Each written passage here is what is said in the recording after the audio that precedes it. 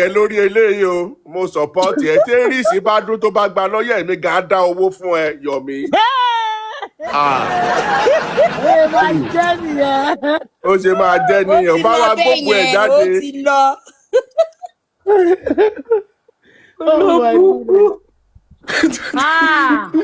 Ṣe fún ọ̀rẹ́ wa nìyẹn Otunba. Brother mi Cybermark mi sẹ́ ẹ káàárọ̀ ẹ ṣe wọn àná.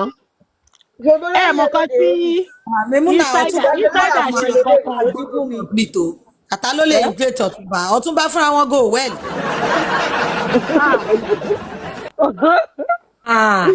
Ọ̀túnba kẹ̀. Tàlẹ́rí tó wá sórí platform yìí tó remain the same.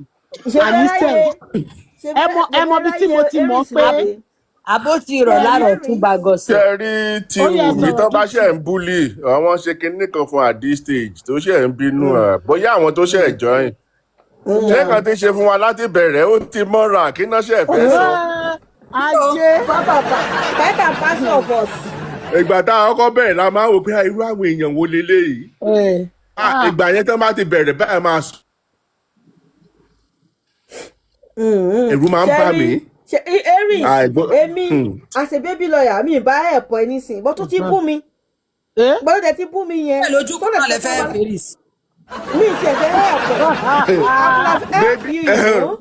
Dúpsì máa wọrí ọwọ́ bébí lọ́yọ̀ nìkan kan tó ń bọ̀ yìí sáà la máa gbà fún Yomi sáà. I can't help you. Baby lawyer ẹ tètè lọ pé ancestor lawyer wa ẹ lọ pé bẹ̀nẹ̀ kẹ́ ẹ pé paita. Ọwọ́ bébí lọ́yọ̀ nìkan ilé yìí. Sódà máì tó náà fẹ́ máa fíìlà mọ́ gíní ṣe borí mi lórí kiri kò òun ò ṣe pè mí lórí pánẹ́ẹ̀lì lánàá yẹn. Fi alẹ́ tó bá jẹ́yìn náà ṣe lè sọ̀rọ̀ ẹ̀ mọ́ nǹkan tó fojú ẹ̀ rí ni. Ìgbóyà kínní bá bẹ̀bẹ̀ super five ó bá bẹ̀bẹ̀ oníkanjọ́ ẹ wò statemi ó yá ẹ̀sán oníkanjọ́ kan fi sódà máìtì lẹ̀. Ìgbà tó ká lára ó borí pánẹ́ẹ̀lì ní ṣẹ́rí kan tó ṣẹlẹ̀ ni pé Ọ̀túnba mi ò kàn fẹ́ sọ lọ́dọ̀ supervise kó má dàbí pé kínní ni ó fọwọ́ kékeré gbá ńláńlá níjẹta ó ṣí platform ó ń ṣoríṣiríṣi ó ń sọ̀rọ̀ ó ń lẹ́nu ó ń sọ jágọ́sì kò mọ̀ wá pé iye ogún ọdún ó máa gbóná fẹ̀lífẹ̀ ọ̀sẹ̀ kan lẹ́ni yìí gbogbo bí ta bá ti rí ẹ báyìí ó máa jẹ́ lọ ni oṣù kan lẹ́ni oṣù kan. ẹ mọ̀ nǹkan tó wá ṣe ìgbà tó wá dé ọ̀dọ̀ supervibes lánàá kò wá mọ̀ pé wọ́n máa mú òun sọ́wọ́ tó kọ́kọ́ wọlé báyìí ṣẹ̀rá àwọn bíi mélòó kan tí mo kọ́kọ́ rí tó ó yìí wọlé ni o kò tiẹ̀ tí ì táàpù o kò tí ì bọ́ sórí mo kọ́kọ́ rí bí àwọn mẹ́rin kan tó ti kọ́kọ́ tàgé ẹ̀ lọ́rọ́ mo ní tiẹ̀ bá ẹ léèrè bẹ́ẹ̀ náà ni mo tàgé mo á ní ìgbà pọ̀ létí ìyá láyà ẹ̀ mo ní ìwọ mo ló lọ́ọ́ dárúkọ mi mo ní kó mú gbogbo evidence ẹ̀ dání o gbogbo nǹkan tó bá sọ. èèyàn tó dá wọn lóhùn yẹn mo láìkẹ̀ nígbà tán sọ pé tán fẹ́ keep short wa tán ní pé ṣé wọ́n bá dé orí platform wa ṣé wọ́n lè gbé àwọn ní ṣáwọn lè engage ẹni yẹn wá pé super five ó ní super five ṣebí wọ́n ní lo ní platform ẹ̀ ò support everybody èwo lo ní platform ẹ̀ free for everybody ò ní yes ó ní tèmi ò ẹ fà sọ bẹ́ẹ̀ ó ní ẹ̀ lè wá sórí tèmi kan gbé yín láéláé ó ní ẹ̀ tí ẹ̀ lè engage ó ní wọn tí ẹ̀ lè gbé yín débi tẹ́ engage ó ní torí tèmi ò ẹ fà sọ pé platform free ó ló máa sọ platform ọpọlọ lórí ni ọpọlọ wo ló fẹ́ fi sọ̀rọ̀ ń bìbà àwọn tó ti yà wò. Really? Agbáyọ̀ báyìí wọ́n ní láyé wọ́n ní ṣàwá tí ẹ lè gbà káwọn wá sí comment section ṣẹ́rí nǹkan tí ò kì í yé yìí ni pé ẹ kàn gbìyànjú ẹni ẹ tiẹ̀ máa ní gbìyànjú rárá ẹ máa ní ẹ ṣe tó bá dórí platform yín ṣe lè gbà wá láàyè ṣe tiẹ̀ lè comment. wọ́n lè gbìyànjú àwọn tí bí burú tòótọ́ kán tó táìpù ẹ̀ náà ti máa blọ́ọ̀kì ẹ̀. àlọ́ ọ̀túnba tó bá sọ kiri yẹn báyìí màá wò pé ajẹ́gbà tí mi tiẹ̀ wojú fóònù mi ni màá rí pé o jábọ́ lásán àdígbà tí wèrè tó bá ti wá sọ kínní yèmí náà wá máa wò pé àdé ń cheat àwọn pípù yìí tó tọ́ o àwọn tèmi ò ní gbà. intention wọn ò dáa we read intention. ṣé ìjẹta la lọ ká wọn mọ́dọ̀ bọ̀bọ̀ yẹn. Dúpsì ló wọ́n kọ́ máa rí Dúpsì àní kìíní àmọ́ ò mọ̀ bọ́ ṣe dá wọn mọ̀ no tó change orúkọ jù bẹ́ẹ̀ lọ àwọn fearless àwọn nìyẹn àwọn warrior ni àti block ẹ máa wá sí. wọ́n wá sọ fúnra wọn ìyẹn bá ní Ratel freedom yẹn lè kọ́kọ́ sọ ó lóun dẹ̀ máa lọ sí platform wọn kò sí kankan tó máa ṣe tóun àwọn ẹ bá ní wọ́n ní tó bá lọ tètè pé ambulance dání o ambulance ló máa gbé ẹ kúrò. fearless mọ ohun tó burú jù nínú gbogbo nǹkan tí freedom sọ ó ní mi dẹ̀ mọ̀ gbogbo wọn dẹ̀ wá rọ́dé ọwọ́ arọ́dé wọn wá wọlé. àwọn ó dáwọn bíi 200 lórí. olóṣì lukuluku bọ́ọ̀lù luku ni ibo wa Ahmed ibo ni wọn náà wà tí gbogbo wọn fi wá gang up sọ fún wa pọ̀ tó yẹ lórí freedom mo gbọ́ mi mọ̀ pé olóṣì ìpèrè ẹ̀ lórí burúkú òun ò mọ̀ pé ọmọ tẹ́mi yẹn òun ò mọ̀ pé gbogbo wọn bá tẹ̀léra wọn kiri ní. gbogbo Ahmed kò ṣe báyìí ni wọ́n máa ṣàwọn kíní ìṣìwà ní wọ́n máa tẹ̀lé nígbà tí kí ló sọ náà o olórí ibú wọ́n wá bú wa pé àwọn ajá òun bá ṣe láwọn ajá òun báyìí Stamina kọ́ bẹ̀rẹ̀ nínú comment section ni I'm Wumi's dog I'm proud to be Wumi's dog báwo lẹ ṣe kọ́ sí comment section náà gbogbo nǹkan tó wá kọ́ sọ Stamina bẹ́ẹ̀ ni yes I'm proud to be apọ̀kọ̀jayé proudly Wumi's dog mo lè gbà mí lọ́wọ́ àti ẹ̀sìn pa wá àwọn pípù yẹn láyé àní wọ́n bá sọ fúnra wọn ìwọ tó bá ṣáà ti fẹ́ lọ pè mí dání jẹ́ àjọ lọ bóyá ta bá pọ̀ mo ní wò ó bẹ́ẹ̀ pé 1000 wá ìyá jẹ yín lọ ni wọn ò bí ìyá yín kú báyọ̀ àti york tó yẹ pé àwọn lọ́yìn máa ń rìn kiri láyé ìgbà yẹn wàláhì ọ̀dọ̀ MFM ní bus stop wọn débi ọ̀dọ̀ MFM ní bus stop wọn ò jẹ́ kó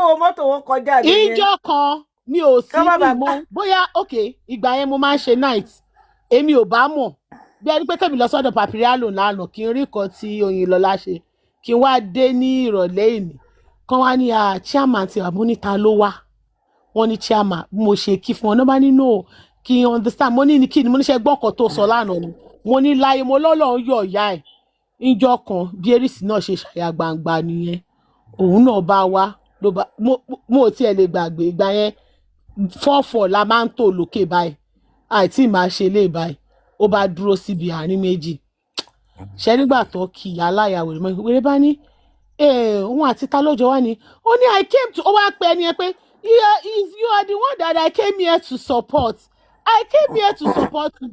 ṣẹ́ni tí Sátẹ́mi fi ìbínú ju wèrè dà ibẹ̀ kẹ̀dẹ̀rẹ̀ ẹ̀gbọ́n Sátẹ́mi ti lọ́wọ́ dànù wọ́n ju wèrè dànù. kí ló ń kọ́ wúmà kan báyìí tó wá síbí báyìí ń gbà mí. ta ló fi ẹ̀bùn fearless mo fẹ́ advice yìí ní kankan. fún kí ni sà ẹ mọ advice ẹ máa give. ẹ lọ practice tẹ́ ẹ bá lọ ta bọ́n ṣe máa engage bọ́n ṣe máa drop submission. ẹ dẹ̀ gba gbogbo táìmù wọn bẹ̀yẹn lánàá ṣé lílẹ̀ rò pé ẹ wà ní. no Ọ̀túnba no àná yẹn ẹ jẹ́ ìṣàlàyé fún yín Ọ̀túnba ẹ mọ̀ pé àtijọ́ tí super 5 ti dé tó ti máa sọ pé way forward ẹ mọ̀ pé àwọn ò kì í lọ bẹ̀ wọn à níta àwọn náà máa ń ṣe gbogbo nǹkan tó máa ń ṣe mẹ́ but àná yẹn is specially made for àwa torí ẹ̀ ló ṣe rí bẹ́ẹ̀. they are crying from. bẹ́ẹ̀ làwọn yẹn á gòkè ṣe fearless ti tó ó ti ṣe kinní kan are you the only one. what you have been talking. fearless àtúbà sọ fún wa ní commute fearless àti commute. máa ní ó yẹ wo tí ẹ bá ti bí kẹ́hìn máa bọ́ọ̀lẹ̀ tí wọ́n ní òkè stop ẹ ó. fearless àtúbà halẹ̀ mọ́ wọn ẹ bá ti mú ìṣòwò abọ́ọ̀lẹ̀. ẹni yẹn kó drop kan sọ́rí ẹ̀ mọ́gì. àwọn yẹn tún máa da àwọn sẹ́ẹ̀tì tí wù mí kan tún gòkè àwọn yẹn kàn tiẹ̀ wá bú wọn lórí platform ẹ gbà wọn ẹbí gan mo tún bá wọn bẹ̀bẹ̀ pé ẹ má bú wọn. prophet àrò ṣe wá firefox ọmọ ó fẹ́ sunkún láàárọ̀ yẹn. ìyẹn máa ń pẹ́ ẹ mọ̀ kó tọ́rọ̀ bá ti ń dùn yẹn máa ń pè ní ẹ káàárọ̀ prof. Super vibes ó try Otunba, lánàá ó try. prof ẹ káàárọ̀. káàárọ̀, ẹ kú Bukky sir Bukky bi. ẹ kú iṣẹ́ olúwa prof fún gan bí gòkè lánàá ó wá ọ̀sẹ̀ sọ́pọ́ọ̀tì yìí. wa. Now ẹ máa gbọ́ mi. Ṣe rí ẹ má wulẹ̀ sọ pé kọ́ máa gbọ́ yín ẹjọ́ cast ẹ̀yin náà so ẹ̀yin náà lọ. no ẹ I má went there now. ẹ sáré ṣe Àwọn pé èèyàn kọ́ mọ̀ má pé sọ mo kọ́ lọ má jẹ́ kí síbẹ̀. ó gbọ́ so ẹ̀yin náà lọ. No. Ẹ ní sùúrù. Àwọn èèyàn mọ̀ pé mo lọ síbẹ̀. I just èmi ò went mọ there to ask 2 questions. èmi ò mọ àwọn I èèyàn lè mọ̀ pé went nípa there tí gbogbo to ìṣòro ask. mọ̀. Ẹ máa gbọ́, mo lọ síbẹ̀, mo Ó béèrè yẹ question ẹgbọ́n méjì. valid Mo dẹ̀ point bọ́lẹ̀. yẹn valid My first ó question valid. to Super Vibes. Nígbà tí ọmọ ẹrú um, kí lorúkọ ẹ̀ yìí, Tó ń ṣẹ́yún èyí tó fún lóun Jòsì ta lẹ́yìn mìíràn ámbà lẹ́yìn tó mìíràn gúnbẹ̀. apàtẹ́mátà. lẹ́yìn mọ̀ When ràn. she went up, she said, she said something about, I think she said, Lèmi ó àdúrà wá sọ pè pé nínú wọn. railing ti kán, àbí what about the railing, àbí kankan, ó wà nù CTC. Now, I was expecting Super Vibe to say something, or she didn't say anything. Then the next thing, she wanted to talk. She now said, one more, 1 year, kìnìkan. Now, ẹnìkan dẹ̀ ti ń sọ̀rọ̀ ní àwọn èèyàn wa tẹ́lẹ̀ before then tó sọ pé Josie, Fearless ló sọ̀rọ̀, and she said Josie. And Super Vibe said, no, don't call him Josie, call his name. If you cannot call him Josie on my platform. And she said, okay, and she retracted it. Now, when this lady now said, Supervisor did not talk, and now went up and now said, I have 2 questions. Money number 1, platform to try láti build. Some people will come to your platform and say and lie. Oh, they really point it out. Have you read the CTC? Supervisor. And do you know what he told me? He said, àwọn ò sọ̀rọ̀ CTC látàárọ̀. Pé èmi mo ṣe gbé jáde ń sìn pé but even CTC yẹn ti pọ̀ jù náà òun ò ní time òun ò ní time láti gbé nǹkan tó pọ̀ tó yẹn sórí. I said okay because me I wanted to ó hold lè mo Ọ̀túnba fẹ́ tó hàn fún ọ̀fẹ́ ní sùúrù but ó lè gbé gbogbo fake narrative tó wà níta gbangba yẹn ó lè gbé I sí. wanted to expose his hypocrisy and the fact that he does not even understand what he's doing. Because if you say you are a host tó ń jáde lójoojúmọ́ tó ń discuss a particular topic for over 2 years, and the most important document about that case, you cannot read it. And you are saying, nǹkan tí wọ́n máa gbé sórí nìyẹn. So why are you hosting the case? Why are you talking about the case? So definitely gbogbo anything anybody bá dé tó bá sọ, you just accept it like that and you move on. So your platform is meant for lies and narrative. So I told him clearly that I expected him to have read the Citizen, so that when somebody come and just say something that is not true, you'll be able to say, no, true, it's not in the Citizen. But anyway, that aside, Moani, another thing somebody said while the person was talking, the person said Josie, and immediately Super Vibe, you said, why is she calling Josie and she should not call the person Josie? And after that, somebody came up here and said, we want, and you did not say anything. How is that fair? That does, for me, that is not right. He now said, who said it? Kinikan, which I knew he had it clearly, he just didn't care. So, open hypocrisy anymore. So I didn't stay there for anything. That was why I went there. Now, why I came up just now is just to point this thing out. See, if Super Vibes can be hosting that show about this justice for Mohbad for over 2 years, and it still relies on what people like that girl come up to say, this thing is in the CTC, and he will accept it like that. And Boss Rat and others like that will come up and say, this thing, they said it in the CTC, and this thing is in the autopsy, and all that. And you cannot go and get these documents. Boss Rat, only go document, you never was on a platform almost all the time. So take that Boss Rat, Joe, can you send me all these documents? Which I know he will send it to you. And you go through them. You will see some things, you will get some information that when people come to your platform to say things, you'll be able to say, no, this thing is not right. It's not in the CTC. I have read it. So if we are still allowing those kind of people to still, I don't know, if you keep going to supervise that platform for a whole year and still talk about this thing, if you come back tomorrow, he will still ask you the same question he asked yesterday. He's going to still say some things that you think, but we talked about this thing yesterday, and I suppose you should understand this now. Yesterday, when you were there and you were talking to him, he still said some things that even Fearless was like, but supervise, we spoke about this thing the other time, and I expect that you understand it. Why are you still asking this question? So, for me, it's just like because these people knows what they are doing. As far as I'm concerned, they understand what they are doing. They know why they are out there doing what they are doing. So, but I would say that people should not go and engage on that. But I just want to point out that if somebody like that, that is a host that believe is one of the important hosts on Justice for Mohbad, cannot dedicate a little time to read the CTC autopsy and all documents that is available, and also go through some of the things that have been said before now by whether Josie or whether Adura, whether anybody. I don't think that person is serious. I'm sorry, because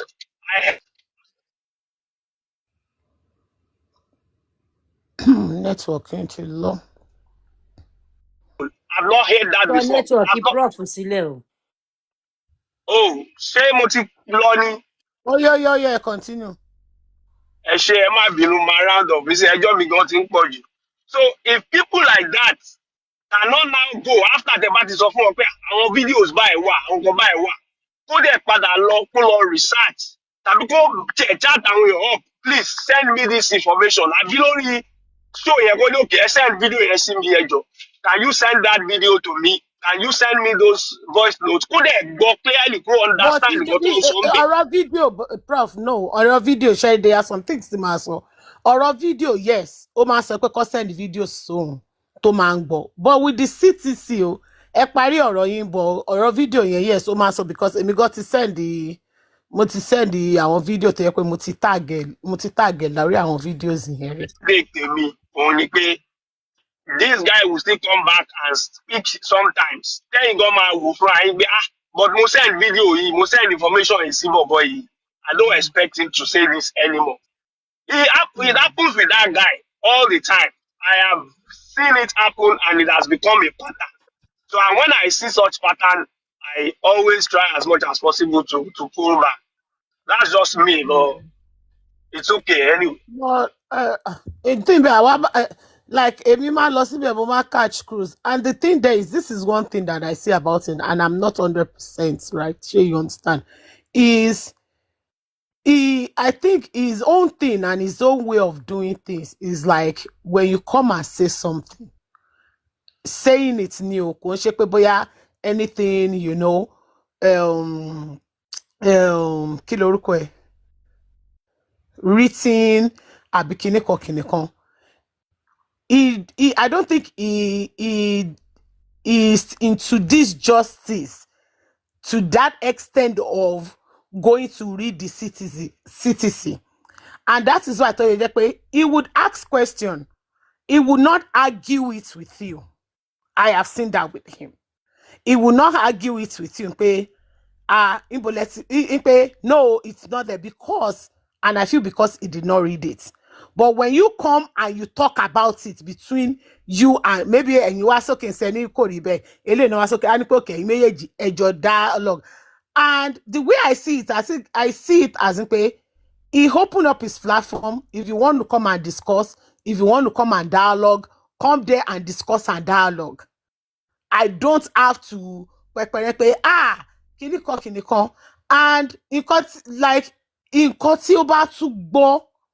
and I don't know how to really describe that thing, but he is not fully like deep 100% into Abolo Yami justice. No, it's not deep.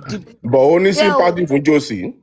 Yes, because Enyo Josie, he never said He's a citizen. he never dispute Ipo wo ki se Enyo Josie o. But Stebawo, and if we are going to be really really considerate, èèyàn mélòó ló wà fọjọ́ sí tó máa sọ pé okay o tá dẹ̀ máa need that kind of ground níbẹ̀ tó yẹ pé kínní bọ́bá mo máa sọ if he knows you, if you are consistent on there tó máa wá especially comment section ló máa sọ kọ́kọ́ fún yín á ní comment section á ní ẹ lè ṣe bó ṣe wù yín ṣe rí àwọn moderator méjì kan wà tó yẹ pé àwọn yẹn nìkan ló ní ìṣòro àwọn moderators méjì wọ́n ní ìṣòro débi pé tó bá lè stop wa pé ká má di orí platform bọ̀bọ̀ yẹn mọ́ they will do it but for him nǹkan tí mo rí lórí ẹ̀ ni pé kò fẹ́ he doesn't want that he still wants everybody to everybody to come there to come and discuss to come and talk comment section a ní kò kàn òun but ẹ má dúró lórí panel kẹ́ bẹ̀rẹ̀ sí ní ṣépè tẹ́ bá ń ṣépè lórí panel nìkan ló máa. àwọn tí ń wù mí gan wọn ò mojú super five tó ní platform gan wọn fẹ́ẹ́ bupa lánàá.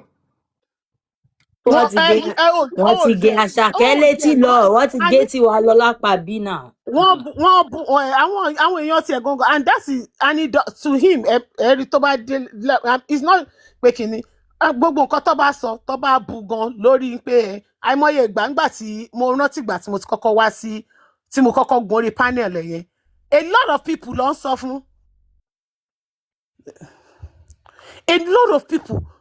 níjọ́ yẹn Supervise, I can't believe it. You allow Chubby me to come on your platform. Lie. Why would you do that? Why kiniko back on Baba Shasun? But guess what? Ó sọ fún wọn pé òun lè allow anybody tó bá wá so far tó bá ti ṣépè sí orí panel òun. Ṣebí bó ṣe jẹ́ pé mi mò ń bọ́lẹ̀ tó lánàá fúnra mi. I don't know, maybe he think they won't drop me.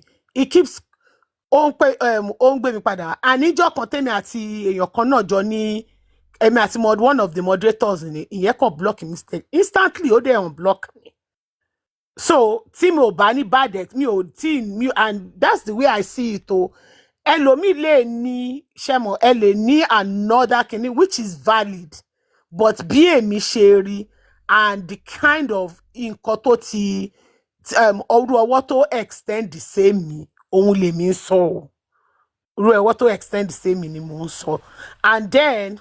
Yeah, so Fearless, it's okay. I think I understand where you're coming from, and actually, my opinion is not stemming from that angle. Anyway, mine is if you are going there for entertainment, for conversations and all that. It's not bad. It's a good thing. It's actually like sport, it's exercise and all that. But one thing I will just tell you is that just be ready to repeat the same thing over and over and over again. That is it. You see, my problem is it doesn't take anything out of the discussion, and that's my headache. It doesn't take anything. See, this person, hold on, this person is an entertainer. He is not somebody. I don't know how to. Shemo, like I said, be more cautious. So he's an entertainer. He's not somebody that is pay go low ya go me pay kiniko. No. So with him, teba so be run si be so pe city sabi teba so pe kiniko. Okay, see. Like now, I told him something yesterday, right? He started when he circled where he saw. Okay, he just took a bere. Ìgbà tí spicy gist máa wá sínú comment section ẹ̀ ó máa ń gbé ẹlẹ́dàá àwọn ọmọ ẹ̀ ṣépè kò ń ṣe ti Supervibe ẹ ó yẹ kẹ́ understand gbà tí mo lẹ́lẹ́dàá àwọn ọmọ ẹ̀ ó máa ń gbé ṣépè ó wá sọ fún jọkọ ó ní kí ló máa ń ṣèwọ ọmọdé yìí ná ó ní kí ló fẹ́ gain gbà ìgbà tó nǹkan tó ń kọ yẹn sìn ó ní kí ló ń ṣe ó ṣàbá sọ̀rọ̀ ọjọ́ yẹn but kò stop but then guess what ìjọ tí yẹn ti wá ṣe orí burúkú ní comment section ẹ̀ ó block it straight. That is number one, right? Then ìjọ wo again ó ní ó kàn kankan ọ̀dẹ̀ woman kan náà yẹn wá ṣe àmì sí èhun ni mo débẹ̀ ni mo bá tí that he was discussing that day. When it comes to Omowunmi ó wò pé yes Omowunmi is an adult and kò really emphasize the but ó mọ̀ pé lórí panel òun àṣà kì í ṣépè fún Josie nínú comment section Can I yẹn. ask you a question, please? Ẹ má bínú ẹ dúró nu lórí No, ẹbẹrẹ on lórí what you ẹbẹrẹ. just said, I just want to ask a question. Is Josie not an adult? Josie is an adult. So why does he give Josie preference over Omon? But Because Omon is an adult. guess what? Tẹ́ mọ̀ pé èèyàn Josie ni o is Josie supporter o. Is not Omowunmi supporter o. Èèyàn Josie ni Super Vibes o. It's just different from àwọn supporter Josie tó kù ni o. Then tí wọ́n tẹ̀ ń sọ yẹn pé tó bá pè I have heard it so many times that he would ó máa ń sọ tábà kọ Josie ní comment section àbí tábà ṣe ní anything tábà ṣe comment section it does not kò tiẹ̀ kí n board kò tiẹ̀ kò tiẹ̀ that's one comment section but when it comes to the panel ó believe in pé people hear you when you say something in the comments ó dẹ̀ máa ń sọ ó máa ń repeat it every now and then. So even with the Liam thing, nígbà tó dẹ̀ bẹ̀rẹ̀ níjọ́ yẹn, it came for those people big time níjọ́ yẹn. But nígbà tó tún wá continue ẹ̀ lánàá again, wọ́n mọ̀ pé why are we talking about this thing as if this thing just started yesterday? This thing has been on for since 2023. Òun ni mo ṣe wá sọ fún pé okay, I'm going to agree with you pé back then you did not see anything. Or you want to say pé òun ni mi mọ̀ tẹ́ bá gbọ́n gbà yẹn that chocolate yẹn wá sọ pé láíláí pé láíláí òun ò bá wọn ṣépè fún Liam rí òun ò bá wọn bú Liam rí pé gbà yẹn gan òun máa sọ mo á sọ pé mo lè mi ò mọ̀ mo ní because generally gbogbo èèyàn gbogbo ẹni tó support Josie gbà yẹn la believe pé lèmi believe pé wọ́n máa kọ̀ sí Liam. That chocolate now say ó ní no ó lóun ò kọ́ sí Liam rí so Super Vibes wá sọ pé pé ká ní pé mo mọ dark chocolate ngbà yẹn ó wá ní mo lè máa mọ̀ wọn as dark chocolate ó wá sọ orúkọ tó ń jẹ́ ngbà yẹn mo ní no mo mọ̀ ó wá ní no ìyẹn náà wá sọ Super Vibes wá ní pé no lórí platform wọn ó ní no ó ní wọn kì í ṣépè fún Liam. Mo wá sọ pé but nísìnyí pé why is it that kí n pé ó wá dàbí pé it's something new mo ní ṣe bí Josie náà mọ̀ ń pa gbogbo kíní kò ṣe pé kíní yóò ṣojú kò ṣàjòsí Josie. And I'm not saying this is how to ṣe rí o. Mi sọ pé nǹkan tó dé tó fi wá ń sọ nìyí o. I think pé bóyá láftà èyí tí ó sákù tó rí tó ti kọ nǹkan tó kọ yẹn. He went to Josie and talked to Josie about it. But according to what he was saying ní àná, I'm just repeating ni o. Ní pé Josie sọ pé òun ò rán wọn ní gbogbo nǹkan tó ń ṣe ibi tí inú ti wá bí èmi lánàá ni pé what is Josie talking about? Ipe ò rán wọn or what do you mean? Pé Josie ti wà lórí ìjókòó rí several times tó ti ń ṣépè fún ọmọ yẹn. Mo ní ṣebí Josie gangan ni enabler wọn. Josie enabled these people to be doing all these things. But tí Josie ò bá enable wọn, if Josie have said from the beginning pé no, ẹ fẹ́ wá justice fún mi, ẹ fẹ́ wá justice but ọmọdé yìí ẹ fi sílẹ̀.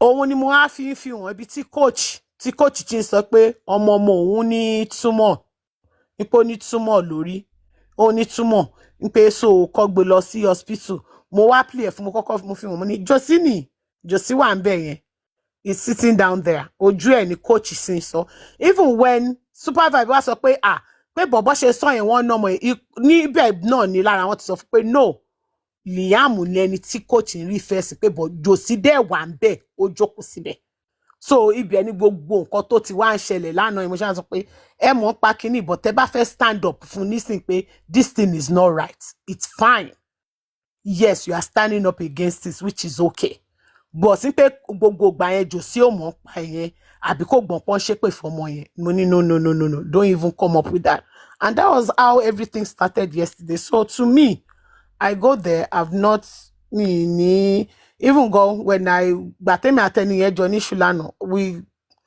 we settled it in there she apologized and everything went on fine so that is real I'm not talking about anybody. Okay, it's okay. Me understand everything. And I don't have a problem about it. I know it's not as toxic as some people, but My own comment is just that the bottom line is, if I am having a discussion for over 2 years, a single discussion, because this thing is a single thing. If I'm talking about something for 2 years and I'm not able to take anything away from those discussions, I don't see that as laziness. I see it as a deliberate act. That's for me anyway. It could be an entertainer, but this is a case that has to do with people's livelihood, existence, and all that. And if you are having a show, you are discussing that singular thing for over 2 years, you should have some understanding. There is no way you won't understand some bits. That okay, this thing, eléyìí yé mi dáadáa. If there is a conversation on this, I know how to handle it. But if I just always want to feel like yes, I don't understand it, kò yé mi, mi ò mọ̀ sí, for me, it's But ẹ má deliberate. bínú But prof it's mo not. rí I'm not comment ẹ má condemning him bínú. hundred No, percent. prof, ẹ má bínú, mo rí comment section. Somebody said you going there, you think that. See, at this point in time, even if you think that you can convince anybody or you can change their mind, that means you yourself, you are not serious. Not every time téèyàn bá lọ síbẹ̀ yẹn or téèyàn bá lọ ní conversation. See, ibo lẹ tí mi tí mo ti lọ pé mo fẹ́ lọ bá wọn ní conversation. But when I see a place that, okay, this place is at least all I can talk without them, strangling me. I can talk, I can type, I can make joke, and we would have fun at the end of the day. Then only I will go there. So at this point in time, fearless lẹ́yìn ìtàná yẹn. convincing or changing their fearless mind. ṣe ń ka comment section ṣe ní kan tán kọ́mẹ́ǹtì wọ́n ti wọ́ọ̀nù mi o. Otunba. Wọ́n ti wọ́ọ̀nù mi o. fearless tẹ bá Otunba. lọ bá ẹ̀yin nìkan ni ẹ má retí mi o. Ẹ má rò pé Otunba. máa wá bẹ́ẹ̀ o. Is Josie's supporter. There is no doubt about it. And we all know. Otunba ṣe ń gbọ́ mi abẹ́ gbọ́ mi ṣé network mi ò dáa. Mo ń gbọ́. Tẹ́bá mọ àwọn Josie supporter for Ẹ you. jọ̀ọ́ jẹ́ káwa náà sọ̀rọ̀ ẹ jọ̀ọ́. Nobody would even sọ pé ní pé wọ́n máa gbàyàn láyè tó tán yẹn téèyàn máa sọ gbogbo orú nǹkan bẹ́ẹ̀ yẹn. Nobody would. Kì í ṣe Otunba títorí tí ni mo ṣe gùnkè wá. Mo ti rí kọ́mẹ́ǹtì náà. Mo ti rí kọ́mẹ́ǹtì. Àwọn èèyàn ti ń bá yín bẹ̀bẹ̀ ní àtàná. Òun náà mo ṣe sọ fún fearless ń sì pé òun nìkan ló máa kú o. Ẹ̀yin ni mò ń bá wí Otunba. Ẹ̀yin gangan ni mò ń bá wí. Ẹ jọ̀ọ́. Nǹkan tí mo kàn fẹ́ béèrè lọ́wọ́ yín pé bẹ́ ṣe lọ sí ọ̀dọ̀ kí lorúkọ ẹ̀? Ọ̀dọ̀ Papa Shit tó tẹ́ ṣe rojọ́ bẹ́ ṣe sọ̀rọ̀ lọ bẹ́ ṣe sọ̀rọ̀ bọ̀. Ṣé ó change mind ẹ̀? Then bọ̀bọ̀ tẹ́lẹ̀ sọ́dọ̀ ẹ̀ yìí ṣé mo wí pé ó wà lára àwọn tó competition against Wunmi. Ìyẹn kọ́ ni mo fẹ́ sọ nísìn. Otunba going forward tẹ́ bá fẹ́ kémi àti yín ṣì máa fẹ́ ara wa àfi tẹ́ bá fẹ́ ká fẹ́ ara wa mọ́ nìkan ló kù. But tẹ́ bá ṣì fẹ́ ká máa fẹ́ ara wa ẹ má lọ ọ̀dọ̀ àwọn people yẹn. Ẹ jọ̀ọ́ anybody adult ni everybody o a lè lọ síbi tó ń wà kò sẹ́ni tó máa sọ pé kéèyàn kan máa lọ síbi tó ń you are free but ọkọ tèmi lèmi ń bá wí níbí báyìí nísìnyẹn. Otunba tẹ́ bá ṣì fẹ́ máa jẹ gbogbo àwọn adùn yẹn lára mi tẹ́ mọ̀ pé ṣì fẹ́ máa jẹ gbogbo àwọn adùn tí gbogbo ẹ̀ tó kún tó ṣe yẹn mi ò fẹ́ kẹ́ lọ sí anywhere mọ́ ẹ jọ̀ọ́ torí Ọlọ́run ẹ jọ̀ọ́. Àwọn lomi kan comment section I will still go there but ẹ má wá pa wá pẹ̀lẹ́ jọ níbí báyìí tẹ́ bá ti lọ ẹ má wá fẹjọ́ ṣe wá ẹ lè wá dalé mi rú o. Àwa mi ò fẹ́ gbọ́ àfẹ́ gbọ́ ẹ má wá fẹjọ́ ṣe wá léṣe tẹ́ bá ti lọ síbẹ̀ ẹ lọ ohun yẹn lẹ lọ it's okay mi náà lè lọ anywhere tó bá wùn mí kọ́ ni kí n má lọ tí bá fẹ́ lọ mo máa lọ àgbàlagbà ni gbogbo wa ṣe ti gbọ́ ẹ ṣe mò ń sọ lánàá báyìí nísìnyí wípé ṣé gbogbo yín ẹ rí Tonto Dike nígbà tó ṣe kinní fáwọn èèyàn tó ń ṣe deliverance fèèyàn ẹ sọ nípa ọ̀rọ̀ Tonto Dike tó bọ̀ ní gèè lánàá tó ti ń ṣe deliverance ju pásítọ̀ tó kọ́ṣẹ́ ní ọwọ́ ẹ̀ lọ àárín yẹn sọ àbí ẹ láìkì bí Tonto Dike ṣe ń ṣe deliverance fún ọmọ ní school tó fẹ́ forí ọmọ gbálẹ̀lẹ̀ lórí òkúta ẹ sọ yẹn o prof ẹ má mute o Kí ló máa ń ṣe àwọn ará comment section yìí? Ṣé mo sọ pé mi ò létí ni àbí tí mi dì? ebi Ọ̀túnba ni Ọ̀túnba lọkọ yín ṣé Ṣé mo prof létí náà ń dùn àwọn mí náà ni? tún máa jẹ kòbókò ọmọ. Ọ̀túnba Cindy say you have heard. Ọ̀túnba Cindy say ó ti ṣe kinní kan. Ṣé mo létí ń dùn mí ni? orí Bí ti kẹ fọ́ ṣáà ọdún dà nǹkan lẹ́sẹ̀. rú kẹ dà nǹkan rú ibẹ̀ lẹ máa ń wà tí yín. tẹ bá rí Mo ọmọ ní mo Bọ́lá ti ṣe rí gbọ́. kọ́mẹ̀ntì ọmọ Bọ́lá ṣá Ah, ṣe rí ọmọ Bọ́lá yìí. ọmọ Bọ́lá yẹn.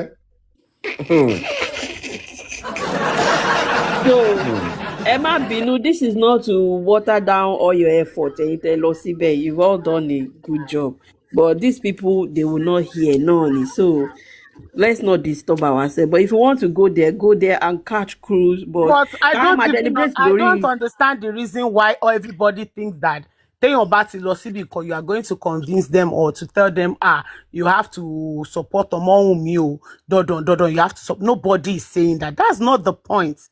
If you are not understanding the point where èèyàn míì ṣe nǹkan tó ń ṣe, can you just leave it like that? Let's just leave it that way.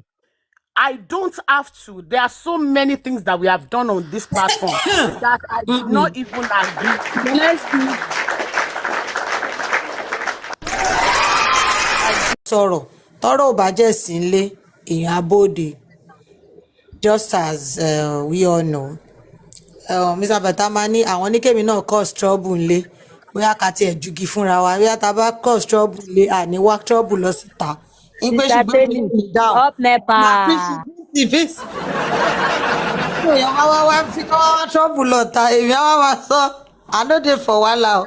Pé bọ̀tá bá jọ ṣe trouble yẹn láàrin ara wa, ibi tá a bá ti gbé sí náà ni a máa parí ẹ̀ sí. Fine, you have to understand that àwa kan peace, I like peace. Àwa kan jẹ̀rẹ̀ ẹ wo ẹ jẹ́ lọ tí ẹ lọ disturb wọn díẹ̀, it's not to convince or anything. Because at this point anybody tó bá ń lọ ta nípò fẹ́ lọ convince anybody, èèyàn yẹn gan ò ṣe justice, wọ́n kàn ń while away, wọ́n kàn ń fi yẹn ṣe, wọ́n fi ń pa kinní ni. So ẹ jọ̀ọ́ torí Ọlọ́run, ẹ̀yin tẹ́ bá máa lọ àfi Ọlọ́run ṣọ́ yín, ẹ mọ̀ lórí ẹ mọ̀ bọ̀rẹ̀. Ìjọ tí ó bá jẹ́ ìyípo lọ́hùn náà, tó bá jẹ́ pé wọ́n náà yín kó bòkó ẹ fi para. Àwa tá jẹ jókòó sí, àwa tí a jókòó sí ilé náà, ìjọ tí ilé náà bá jẹ́ di wo tí tó bá jẹ́ pé àwọn kan wà ń ta lásìkò yẹn, ilé òní náà wà, ọ̀dọ̀ òní náà wà o. Èèyàn jókòó sínú ilé náà gbà mí náà kò forí rọ́. Nítorí àwọn tá jókòó sí ilé náà rẹ̀ ẹ̀gọ́ ìwé làwọn yẹn náà píríṣì káàkiri. Everybody lórí problem tiẹ̀. You preach too much, problem. You do violence too much, problem. I When I don't just sleep understand on it, you. ẹ jẹ́ kí mi dúró láàrin.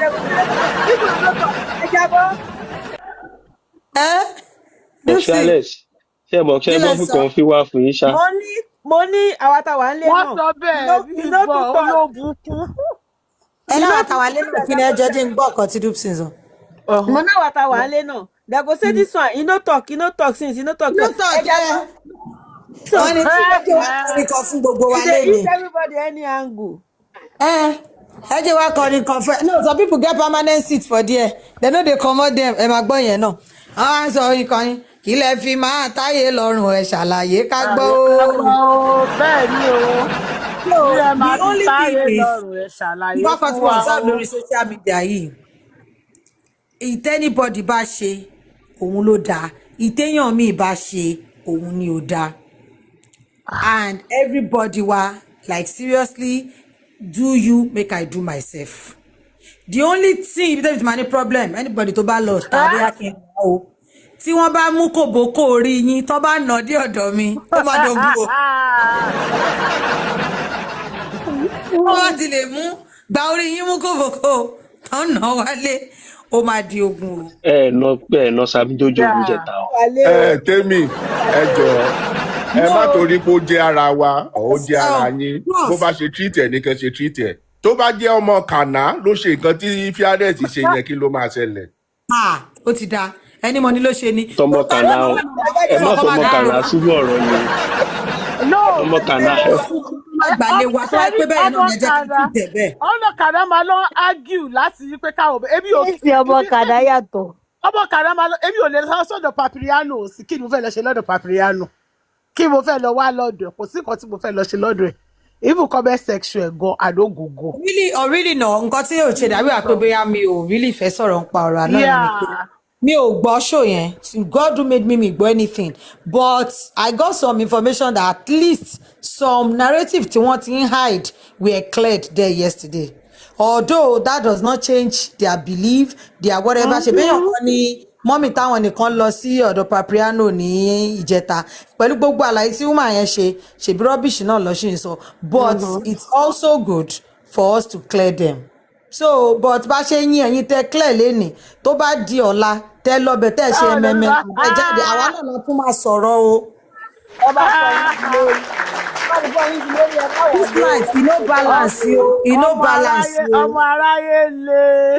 this life e no balance o ẹnu tí kinní kan fi sọ pé ẹja máa jó lọ mò ń wẹ̀yẹ lọ́ fi ń yí ojú padà o so this life e no balance the koko be say make everybody do each other do you make I do myself. This is me. Nobody can force anybody. Nobody can tell anybody not to do. Just do you. Stay your lane, do yourself, make I do myself. If you pass your lane, cross come my side, I go cross come your side. It's just simple. It's just simple. Adults, everybody. Kò séyàn kankan tó wá gba feeder online o. Nobody wey they can't give feeder online. Ṣé jẹ́ ká fi ẹ bá jẹ́ ti lọ gbogbo ọ̀dọ̀ Jòsí mò ń lọ báyìí. About this thing I'm saying sister Temi anybody má fi orúkọ mi lọ ṣe defend kankan lẹ́ni àtòrí platform bíbá igan ni ẹ má forúkọ mi mọ́ sister Temi sọ pé kinní kan nobody should mention my name again nobody this thing I'm talking about sir abeg if I know about am I no take my mouth talk am no talk am on my behalf thank you. And God bless you. You're very welcome. Gang. Now, I'm about to. Ẹni sùúrù. Otunba. Nígbà tá a bá jọ wà, ẹni sùúrù. Nígbà tá a bá jọ wà, tá a jẹ́ kan náà, tá a lè rí fáàsì nǹkan tí èèyàn kan sọ láti fi ṣe evidence. Ó máa padà gbé pé ní Ọ̀túnba. Okay, ọjọ́ good that. Ọjọ́ tí good that ti play. Ọjọ́ tí good that ti play fídíò Temi tó fi bú sister Temi ò sọ̀rọ̀ sí o kò wọ́ọ̀nù good that o. Ìjọ́ wo nìyẹn mi ìmọ̀ ń pa ẹ̀ bá ti pè mí kẹ́ sọ fún mi. Tán ní sister èdè pampasì tó ti gbé fídíò ẹ̀. Àìmí ò mọ mi ò rí. Bí good that ti ṣe rí lọ́dọ̀ ọmọ báyìí bó ṣe lọ gbé fídíò yẹn jáde nìyẹn. I no see am. Ọ̀túnba I no see am. Okay. Wọ́n ní kẹ́ máa cast yẹ. Mi ò tiẹ̀ rí kọ́rọ̀ Now everybody go chop breakfast. Going forward, that the baby lawyer of this platform, nobody should refer to the creator's statement as an evidence.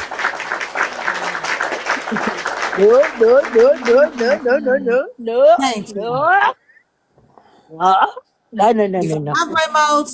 I don't go out to explain myself. Don't explain myself on behalf of me, please. Thank you.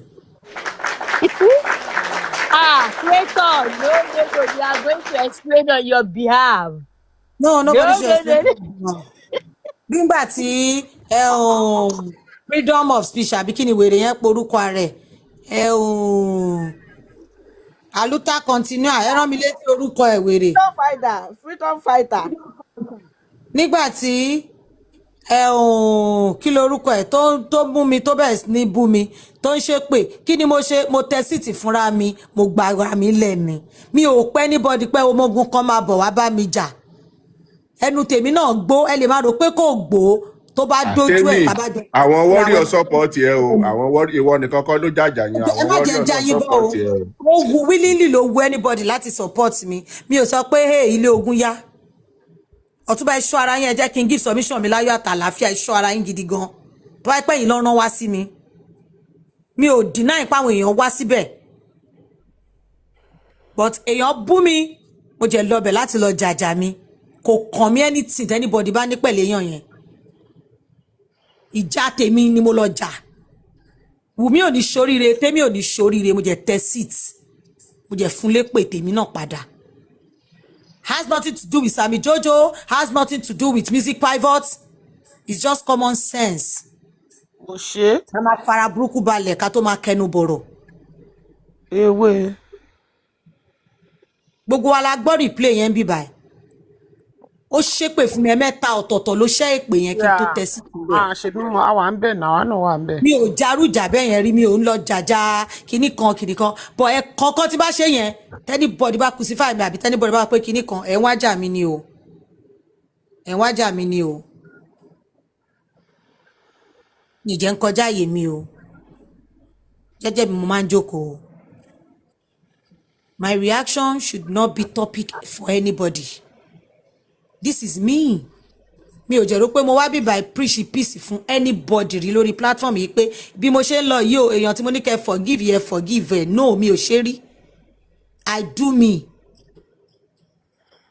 Mo ti last week mi ìmọ̀ yìí tẹ́ bá wà bí by tẹ́ bá jẹ́ observe ó lọ́rọ̀ kan tí mò ń sọ bí a pé bí prayer fearless ṣe ń sọ̀rọ̀ yìí sister Cindy tó jẹ́ tèmi gan lọ́kọ́kọ́ tákù mi.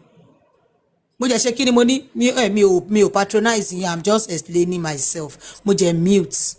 Because if that is how it's looking like, it's better I do what I keep quiet. I've not used my platform to say bí ẹ ṣe ń lọ yìí. Bí mo ṣe ń lọ ẹni kẹ́ ṣe máa tẹ̀lé mi. Mi ò rò pé àwọn tó ń jù mí lọ gan lọ́pọ̀ jù ń bíbà mi ò ṣe rí. Mi ì jẹ́ ṣe wí bẹ́ẹ̀ jẹ́ bẹ́ẹ̀ rí. Everybody have their life to live.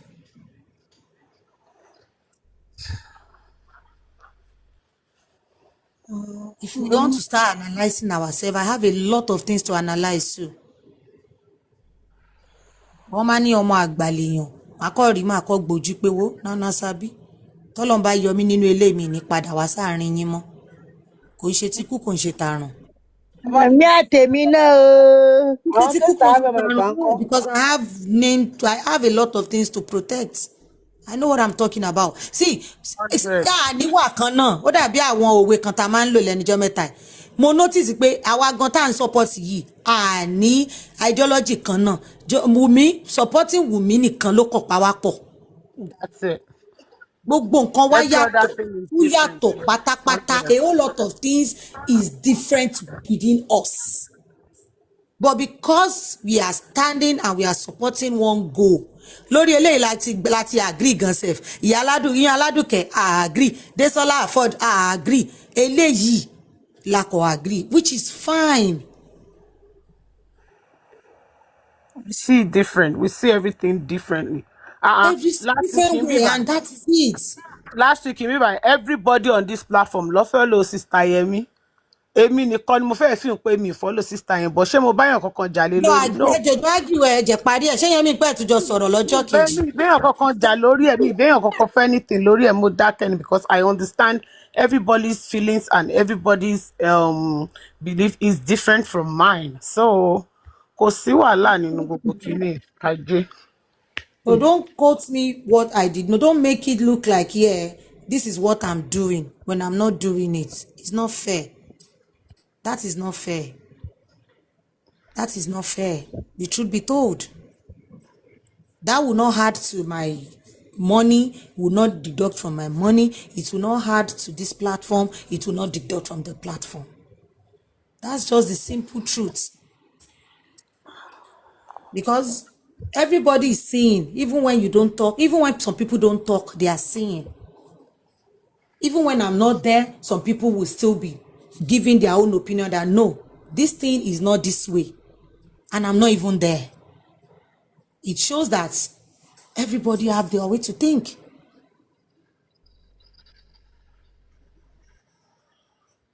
It's just simple.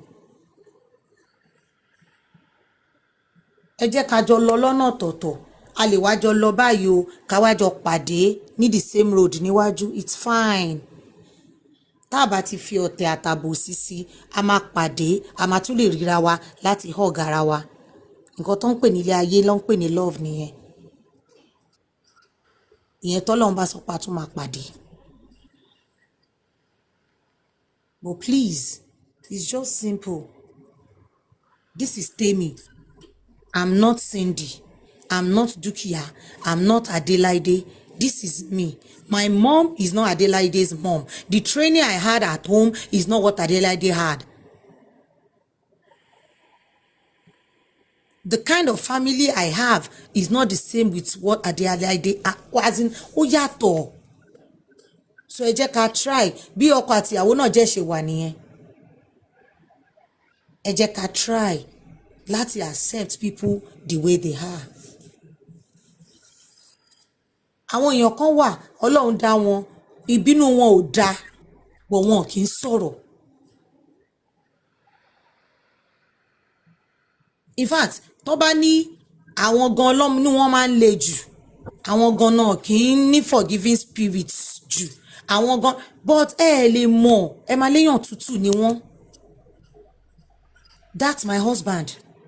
You will see him, you will say, oh my, boy, mama, but you try and offend him. That doesn't mean he's weak. Tèmi bá lè bọ́ síta kínú bí mi kí sáré ṣe bla bla bla bla bla. That is me. Ọkọ àti ìyàwó ni wá ṣẹ́rí ń sìn àyàtọ̀. Tèmi bá bínú fra mo ti sọ. Tóun bá bínú ó lè máa sọ̀rọ̀ ajẹ̀mú dání. Ẹ jẹ́ ká live ẹ̀ tó bá ti mú mi tí mo lè live pẹ̀lú ọkùnrin bẹ́ẹ̀ yẹn. Tó ní kálukú náà jẹ́ àdúgbò náà la different nínú ilé ọkọ wa. Ẹ jẹ́ ká live life wa without crucifying anyone. Ẹ̀kọ́ tán yá mi bá fún mi the age tí mo wà yìí. I will be 40 this year by the grace of God. Ẹ̀kọ́ tó bá fún mi the age tí mo wà yìí online collect máa change ẹ̀. Online collect máa retrain mi no. Bá tẹ̀lé mọ́tò tí bá ní mi ò lọ ẹ já mi ẹ rọra já mi lẹ́sọ̀ ẹ jọ̀ọ́ èmi ẹ bọ́ ẹ já mi in fact ẹ bá fẹ́ já mi ẹ tún fún mi ń pa kẹ́ fi gbá mi dànù lẹ́nu ọ̀nà mọ́tò yẹn ó wà okay. It's live. Let's love always live. Ẹ má yẹ ká máa ní me I don't do it. Probably that's why I'm being blessed every day and night. I don't know. I don't do it. It's not my way of life. And please, mo bẹ̀bẹ̀ ni mi ò ṣakọ. Ẹ fi ayé mi sílẹ̀ bẹ́ẹ̀. If I'm doing it, tọ́nà bá ń ṣí fún mi, tó ń là fún mi, tí mò ń rọ́wọ́ mú lọ sẹ́nu, ẹ jọ̀ọ́. Mo lè lọ change ẹ̀ kí nǹkan lọ dàrú fún mi. Èmi náà kọ̀ kádàrá tèmi yàn ni. Kádàrá bí mi ṣe yàn nìyẹn. Àwọn èèyàn míì tí bọ́ǹbù bá ń bọ̀ wọ́n á kàn sáré jà kàn dá padà bọ́lọ̀ ń ṣe fún wọn nìyẹn. Àwọn èèyàn míì tí bọ́ǹbù bá ń bọ̀ Ọlọ́run fún rẹ̀ ló ń ṣàbàdé wọn Ọlọ́run ló ń cover wọn. Ọlọ́run ló ń ṣe aláàbò lórí wọn mi ò lè dá èmi o my own star Ọlọ́run ló ń dáàbò bò mí èmi ò lè dáàbò mi ò lè guide ẹni ikú ẹni àṣàsí tó bá ń bọ̀ I no fit do am by myself. Ọwọ́ Ọlọ́run lèmi gbé sí. Mi ò jẹ́ lè fault anybody tó bá lè ṣe fúnra wọn bóyá wọ́n ti gbé sọ́dọ̀ Ọlọ́run rí tọ́lọ́run fuck wọn up. Tọ́lọ́run disappoint wọn so kàn jàjà wọn. But we can coexist in peace. Àwọn èèyàn lọ sọ́dọ̀ super vibes yìí. Àwọn èèyàn kan feel pé kò yẹ kán lọ. Àwọn èèyàn kan feel pé yẹ kán lọ. Èmi fúnra mi gan mo ti sọ̀rọ̀ pé wàhálà ṣe rọchọ́ bí mi lọ́rùn báyìí torí Ọlọ́run. But will I use because of that say chubby me get out nǹkan burúkú ṣe bí orúkọ wọn lọ gbé lọ ṣán gbórúkọ mi lọ ni.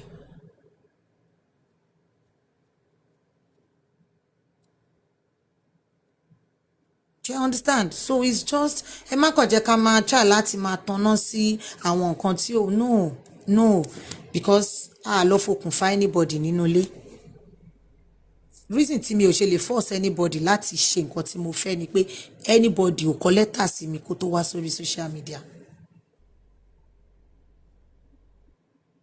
But please ẹ manage èmi náà bẹ́mi náà ṣe jẹ́.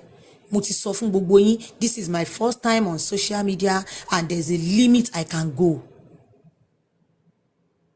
Is to tell everybody mo lólùbáwí ńlé.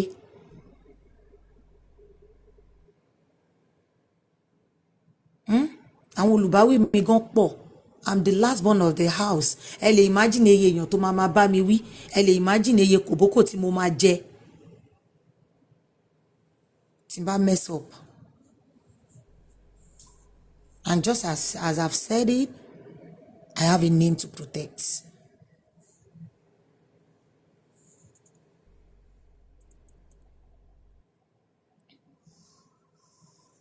Ọmọ mi fúnra rẹ̀ gan, ó ń protect orúkọ ara ẹ̀, ó ń protect orúkọ ọmọ ẹ̀. And I'm here also to protect ọmọ mi, to protect. So kí ló tèmi gan ní sàbádé orúkọ tèmi fúnra ra tèmi náà.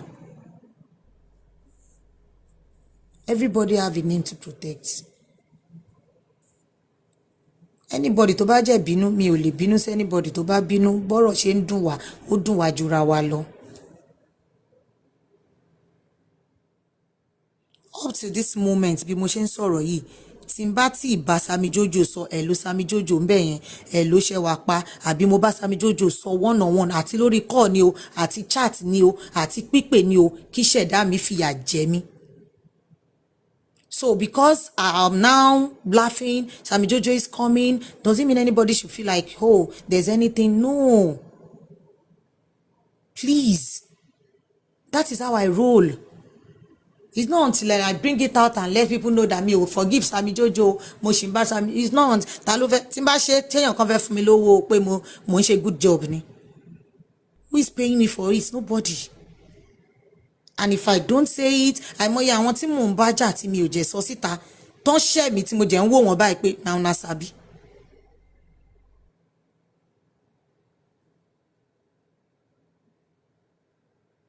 Kò mí pé mo weak.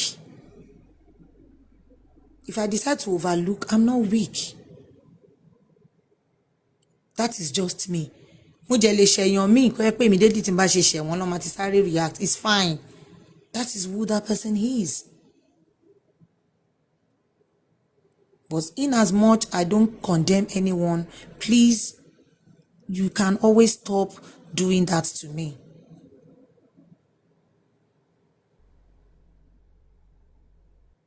At this stage, if I have to still be taking anything serious, then I'm stupid. Mi mọ nǹkan tí mo fẹ́ fáyé mi.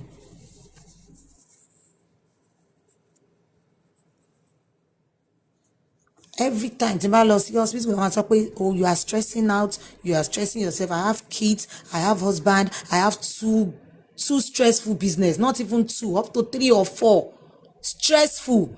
Kò ń ṣe business pé mo kọjọ́, ìjọ́ wo mo ti rí gbà gold gan ṣí mọ́. I have business, I have things to do. So don't expect 100 from me. In fact, tí n bá fi 50 lẹ̀ báyìí, at this point, mo try, mo ti ra jí ṣubú. Tí n bá lend 50 fún Ọmọ́wùmí àti Liam, iṣẹ́ ni mo ṣe. I've given 100 for good 2 years. So tí n bá give 50 now, ẹ bá mi gbà bẹ́ẹ̀. Tó bá ti mú Wùmí tó wà okay pẹ̀lú ẹ̀, tó mú Liam tó wà okay pẹ̀lú ẹ̀, ẹ jọ̀ọ́, àwọn nítorí tí wọ́n mo ṣe bọ́ta. Mo wà okay. Kán ṣàṣetán kán tiẹ̀ ṣe DNA yìí. Tó bá ti ṣe, I think everybody will know that the game is over.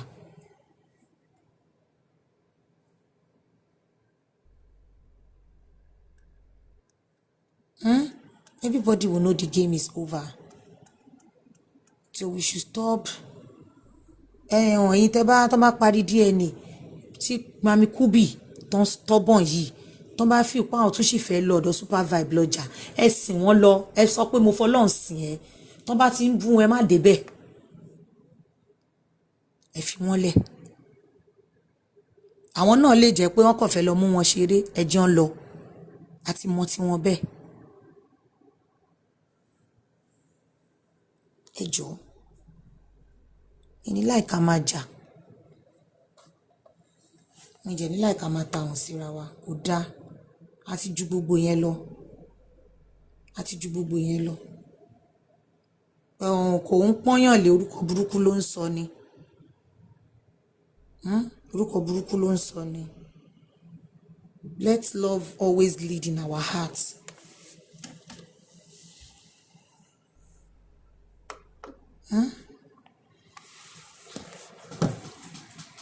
èèyàn ò lè gbé mi ṣépè kí n lọ defend ara mi ńbẹ̀ ká máa rí one thing tó ṣẹlẹ̀ ńbẹ̀ èèyàn mi lè gba èpè kó má react àìmọye ìgbà tán ti ń gbé mi ṣépè tí mi jẹ ní tẹ̀ta ó wù mí bẹ́ẹ̀ yẹn jọ yẹn ni ẹ jẹ́ kí n ṣe ó ṣe wù mí nìyẹn mi ò ń ṣolùgbèjọ́ ọmọ òrukàn fún Sami Jojo tó jà ara wọn gbé ṣé mo ní lámbà lẹ́nu tó Sami Jojo gan ni. And I didn't go there to gang fight. I went there because the guy mentioned my name 3 good times. Ló fi ń ṣépè. Mo ṣe lọ fún lépè dáadáa tó tẹ́ mi lọ́rùn mo jẹ bọ́lẹ̀. Ìjà mi ni mo jẹ jà. So also everybody náà máa jàjà wọn. So tí n bá ti condemn ìjà tẹ́yìn bá ń jàjà tiyín ẹ má condemn tí n bá ń jàjà tèmi. Ẹ jọ̀ọ́ ẹ má bínú. Kò dáa bí wàá pé cheating ẹ fẹ́ máa fi kinní no kò dáa.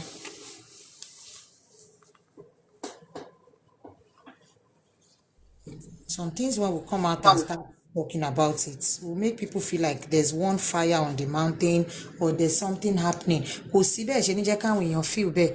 It's not that when people are now feeling like that you now say hey need láti feel bẹ́ẹ̀. Some discussions are not even uncalled for. That's the truth because people will start putting 1 + 1 together and start feeling like maybe there's one fire somewhere. While there's no fire anywhere. There's no fire anywhere. But we know we're on social media. People will start adding up. They will start adding up. They will start adding up. Ìgbà tán replay kíní show yẹn bí by me ìsín bí by now.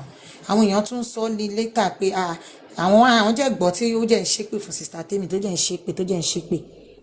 Kọ́ tí mo lọ ṣe ń bẹ̀ nìyẹn. Even tí mi ò bá lọ bẹ̀ lọ ṣerú ẹ̀ náà, èmi nìyẹn ẹ fi mí lẹ̀ jẹ́ rìn ẹsẹ̀ mi. Mi ò rò pé anybody lọ síbì kan rí kí n condemn àbí kí n sọ pé kí ló dé tán lọ. Kò dáa ẹ máa ń jẹ́ kí n feel wà pé ẹ̀ ń cheat me.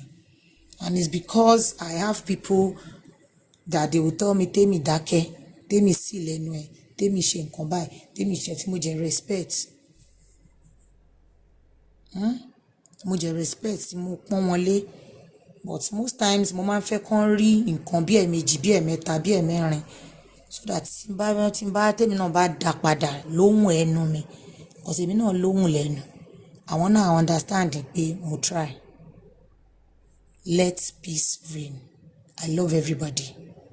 If I don't have issue with you, don't make it seem like I have issue with you. One love. Thank you.